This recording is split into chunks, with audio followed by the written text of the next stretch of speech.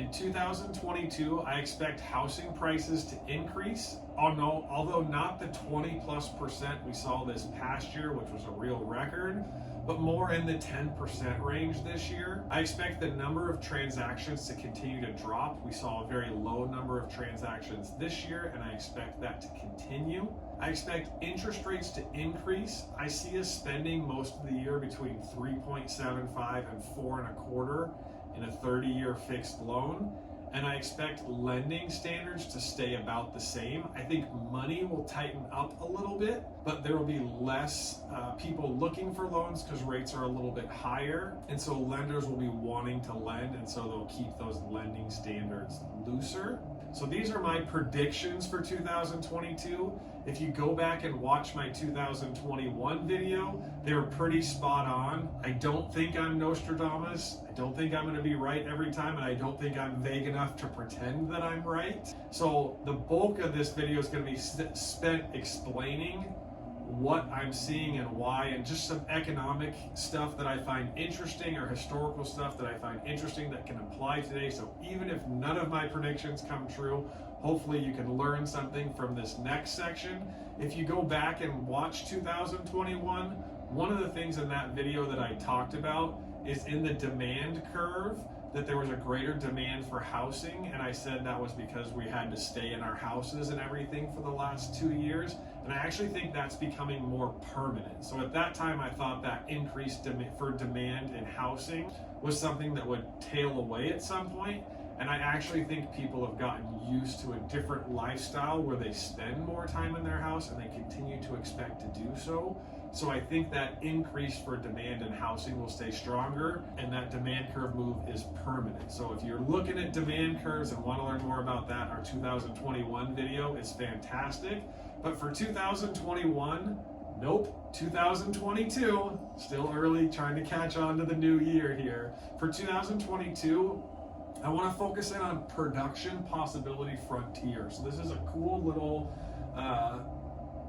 graph or chart here that explains production and what's possible with production. So one of the best ways I've heard it explained is just saying if you produced only two things, if you produced forks and knives, your company has a limited supply that it can produce of those. And the more you put in, say you use your employees, you push more towards creating forks, and all we create is forks. Well, this is as far as we can go this way. And say, oh, we're going to create only spoons, this is as far as we can go this way. Or if we're going to go 50-50, we end up right here in the middle. So this is the maximum of what you can produce. You're just picking which side you want to produce it on. If we want to put more towards forks, we'd slide this way. In this case, what we're trying to show is how money is used, basically. There's two ways to use it. We can push it towards consumption, or we can push it towards investment. And some people might right away say to me, well, Ronnie, pushing it towards investment, couldn't you actually push it towards savings instead of investment? Well, yes, but savings we look at as an investment, because when you put it in the bank, they actually then turn around and lend it out, and it becomes an investment. So you really have these two choices. Again, you can consume or you can invest. And if you just consume everything, this ability you have the next year is going to be the exact same. With investments, if you make good investments, if you invest into technology, say, and all of a sudden now we have computers or the internet, every person can produce a little bit more, it's going to push this out further. So the next year you're going to have the ability to spend more and invest more because the production is going to be greater and allow you to push out on that curve. Another way you can push this curve out is by pushing more money into the system. If there's more money out there, it allows for more consumption or more investment than would otherwise be real if you didn't just flood the system with extra money, which is what we've seen the last couple of years here, is you're pushing more money into the system. It allowed people to consume more and invest more, and so it pushed money different places. So one of the places I would say that you could really see this is people were able to push money into things like cryptocurrencies or Bitcoin. And I'll give you my little 2 cents on Bitcoin. I think 2022 will be a very bad year for Bitcoin. I think you'll see prices continue lower. I think closer to a 10,000 number, where Bitcoin people are looking for a 100,000 number. But I think that's an example of there's more money in the system, so people can push it more places and invest more and do more things. And who's really pushing that money into the system is the Federal Reserve the last couple of years. And so they push more money in the system, and then they also increase or lower interest rates. And so the Federal Reserve in 2022 is anticipated to do 3 rate hikes. That's what they're saying their plan is for 2022. See, I'm still writing the old number. In 2022, they expect to do 3 rate hikes. The last time we saw 3 rate hikes was between December 2015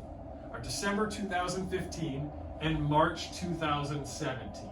And so we actually started from the same place where they call it between 0 and 0.25% interest rate for the Fed funds rate, was actually where they were when they started this 3 rate hikes. And we're in the exact same place today going into the same 3 rate hikes.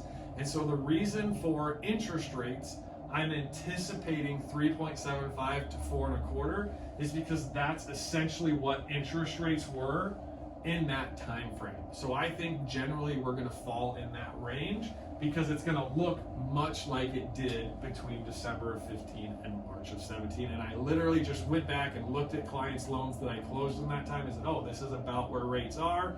So if the Federal Reserve is going to do the same thing, that's why I'm expecting interest rates at this point. Going back to my production possibility here, again, you've got the rate hikes, but this sucking of money out of the system and increasing rates, it creates money to tighten up. And one of the best explanations that really explains what that looks like is by an economist named Ludwig von Mises. It's a guy that I actually like to read. He tends to write really good stuff. I tend to fall in his camp a lot in the way that he explains things. And he has this parable of bricks, or the master builder and his parable of bricks. And what the master builder does is he's given a bunch of bricks to build a house. They lay the foundation for the house, they start building up this house, and then at the very end, all of a sudden, someone pulls away 20% of the bricks. And so he has this house, it's not completed, and his plans for the house included that 20% of bricks. So he has a problem. He doesn't know what to do at that point. I lost these bricks.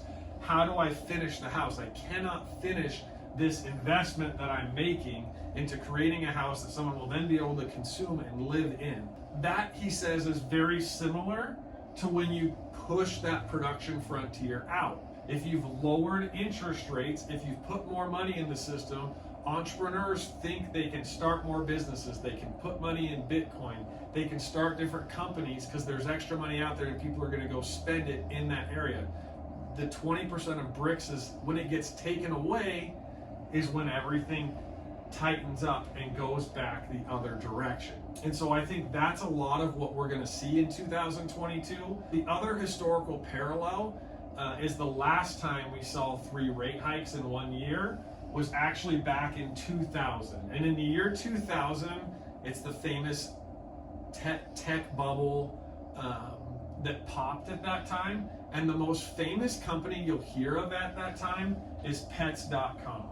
And so Pets.com, when it went on the stock market in 2000, it priced at $11 a share, and the company, its market cap was $290 million.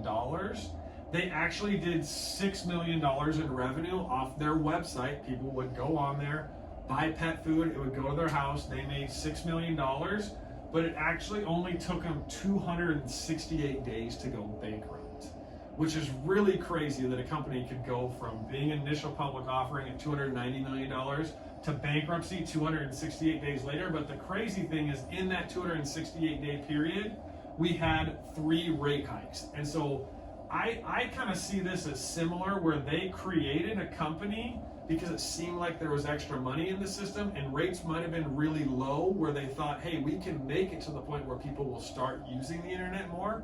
At the time that in 2000, 7% of people shopped online regularly. So that's how much our society has changed from 2000 to 2022. And I think if Pets.com had low enough rates, if money had been free and they'd been able to keep borrowing, I actually think they would be a really successful, profitable company today. And the parallel I'll give you is another company who sells pet food online is Chewy.com. So Chewy today, as a company, is worth $21.7 billion. And just from their online website, They do $7.1 billion annually in revenue. So if Pets.com could have survived, I think that $290 million company could have been worth $21.7 billion, which would have been a great return. But the rate increases, the contraction of this did not allow them to survive for that long. And I think that is very similar to the period that we're going into right here. So 2022, you'll see 3 rate hikes, which will push us back on this production possibility to where we're at. I don't think there's been enough technology growth, enough investment to allow us to produce at that level without the money creation. This is really where my number comes from. It seems fairly arbitrary of how did I pick 4%. And again, I just went back and looked at the past, what 3 rate hikes did, where rates were, and then using this production possibility frontier as a great way to go, oh, we have to make choices as to what we're going to do. You're picking one thing over another. I can't both save the money and buy this house. You have to make a choice. The money gets used in your savings to buy that house. So this is really my predictions for 2022. A simple little thing here that obviously I could be reading the tea leaves wrong here, but this is the basis of where I'm coming from. And I think most of this stuff is true whether or not my predictions come true or not. There's definitely no one could have imagined 2020 and COVID-19 being like it was. I have no idea exactly what's going to come up, but I do expect these 3 rate hikes to happen. And then from there, I will tell you, I do expect on the long term interest rates to go back down lower again. I think we'll hit some of that threshold. We'll feel some pain.